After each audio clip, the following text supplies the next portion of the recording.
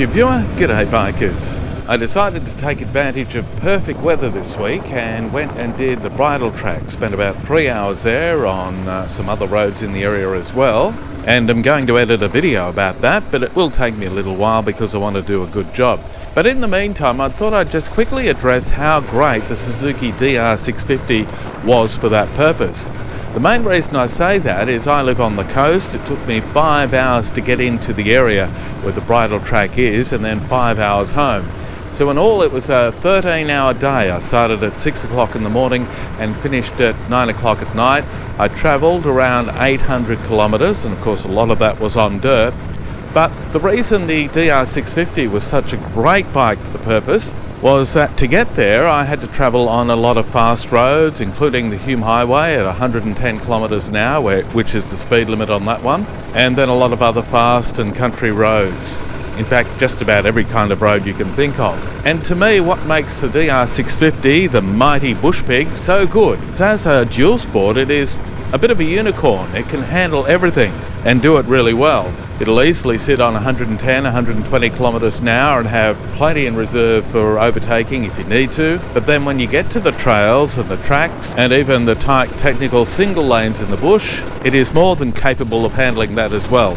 And weighing in at just 165 kilograms, if you do find yourself in strife and it tips over or you come off, it is not that hard to get back up on its two wheels. Now, of course, the bike I have is still fairly standard, so the range is around 200 kilometres. I just zero the clock at every fuel stop and make sure I fill up at between about 170 and 190, and there is no dramas. Now, the bridle track from Bathurst to Hill End and back is around 130 kilometres, I guess, so I knew I had plenty in reserve.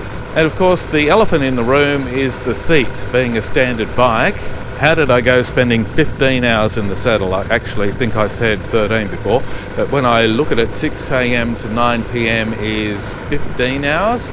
And the only times I hopped off the bike were to do a couple of photos, get a couple of scenic panoramas with the video, and fuel stops.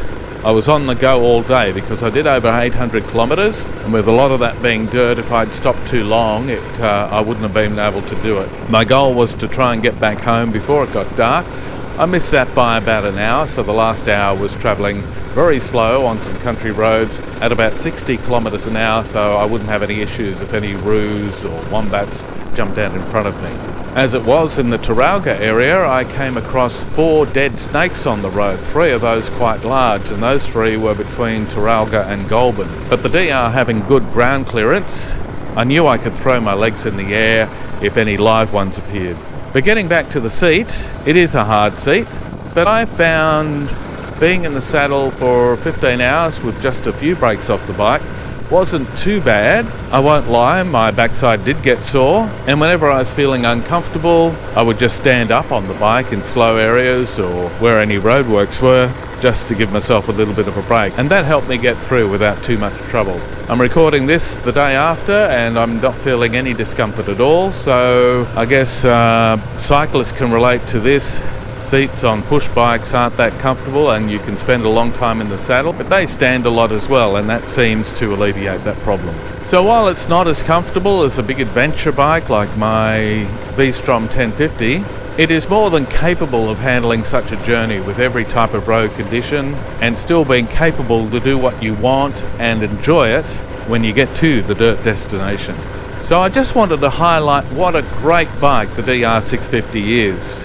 I have to say, and I posted this on Instagram when I got home, it was probably one of the best days of my life. I had such a great time doing the bridle track solo in both directions, and can thoroughly recommend it to anyone, even on a big adventure bike. Just be careful though. So I'll get back to work now on editing the big video on the actual track itself. If you like this video, please give me a thumbs up and subscribe to the channel if you haven't done so already, so you can be alerted to future posts. And until next time, happy motorcycling.